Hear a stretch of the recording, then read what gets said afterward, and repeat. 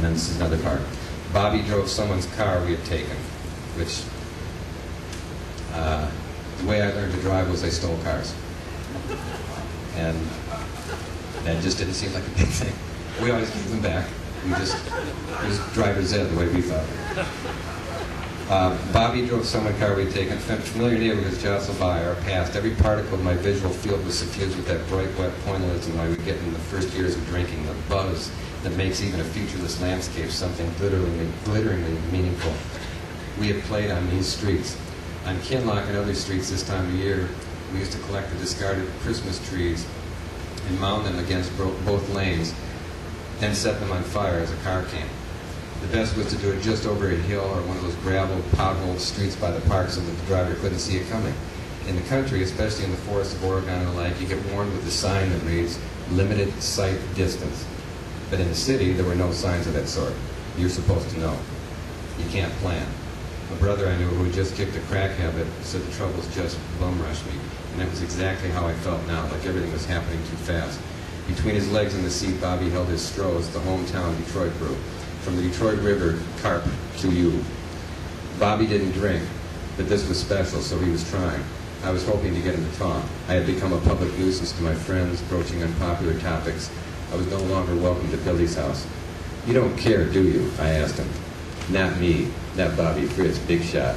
Bobby was wearing a strap-back, three-quarter black leather, collar up. Though his military haircut would tip anyone off, he didn't want to be identified as a soldier. I was wearing an army jacket in the clumsily ironic hippie way of the era. Bobby thought he was doing the right thing, but he didn't know and didn't want to have to be asked about it, so he would not wear his uniform. Billy said they were going to kick some gook ass. Bobby didn't speak that way. Others wore garrisons at full dress to go to the store 8 times a day while they were on leave, choosing to walk so they could be seen. That's another part. I had always been his entertainment. He laughed now, and I was glad. I wanted Bobby to laugh. And what's happening at this point is Bobby and I were driving around, and in order to get his attention, because I was joking and being like Clint Eastwood, I kept pulling the keys out of the car, which for those of you who are not as old as me, that used to be something you could do. You could actually yank keys right out of the car while somebody was driving, and it would still go. And I took the keys, and I kept throwing them out in the snow. It was my childish way of keeping Bob from going to Vietnam. We cruised the streets, then we were back aimlessly trolling through the neighborhoods again. I asked how he felt, and he said, compared to what? He hit the radio up a notch. You gonna drink that? I don't drink piss. He handed it to me. You scared? Bobby replied, are you? Don't play around, fuck. Hoo, he said. He drove in silence. I tried to respect that.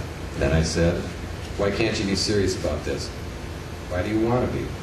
Bobby didn't want to be around all the patriotic backslapping of the talk at home. He wanted to spend what might be his last time with me. Like with Cooper, I had no idea I mattered that much to Bobby.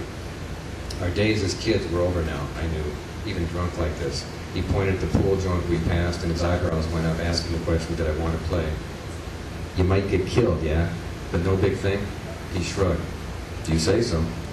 He made a useless business of consulting his mirrors. I pulled out the keys and threw them out the window into the snow. So this went on for a while, and then he slammed the brakes when I lunged and pinned both my hands against the seat. I yelled, rape. We wrestled. I hollered, incoming. This ain't even our car, Bobby, he just convulsed now. Good, I said. You won't have to go. He let go. He said, yeah, and if the queen had balls, she'd be the king. We drove back then, neither of us talking, spent.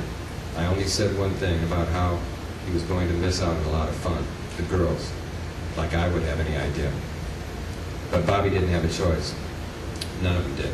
He barely passed school. He wasn't rich, and he wasn't American. No one we knew ever refused what everybody else agreed was an obligation to join the service. I had a lot of call to say he had options. I just wanted my world to be the same.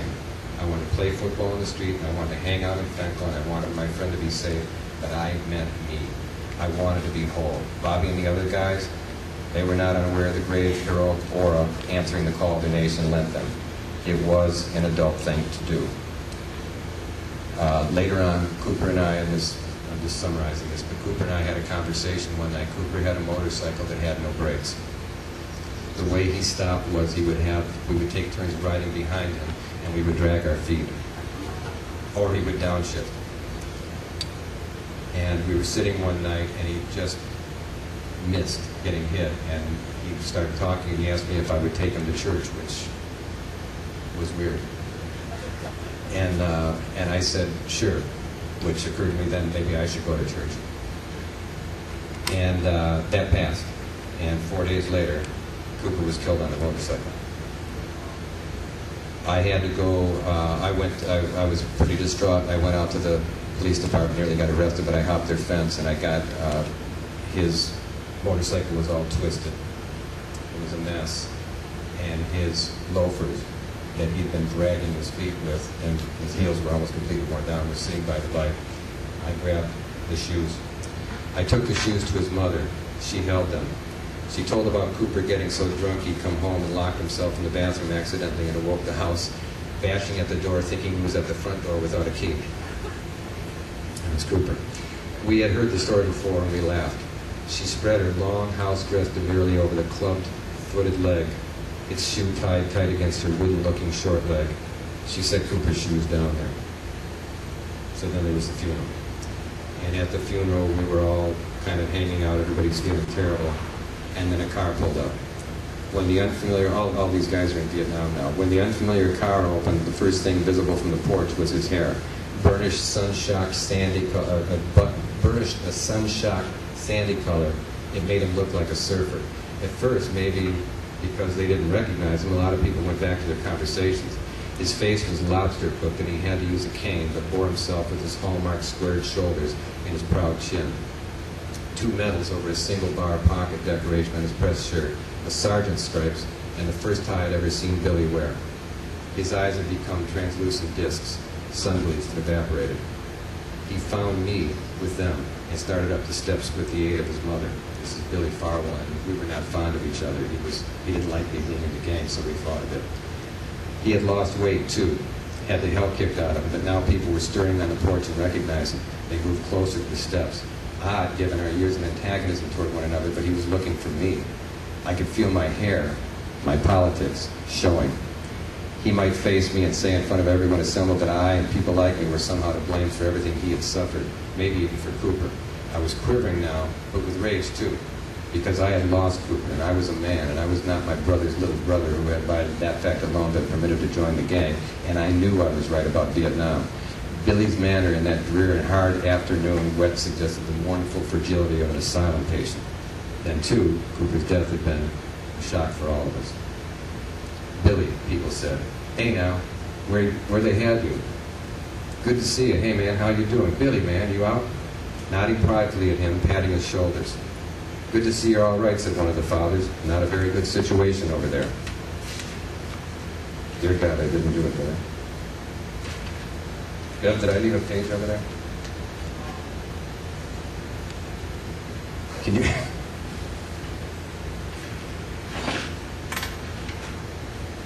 I'm sorry about this. I don't... Yeah. I can't... Well... Okay, I'll just finish it up. I don't know what I did.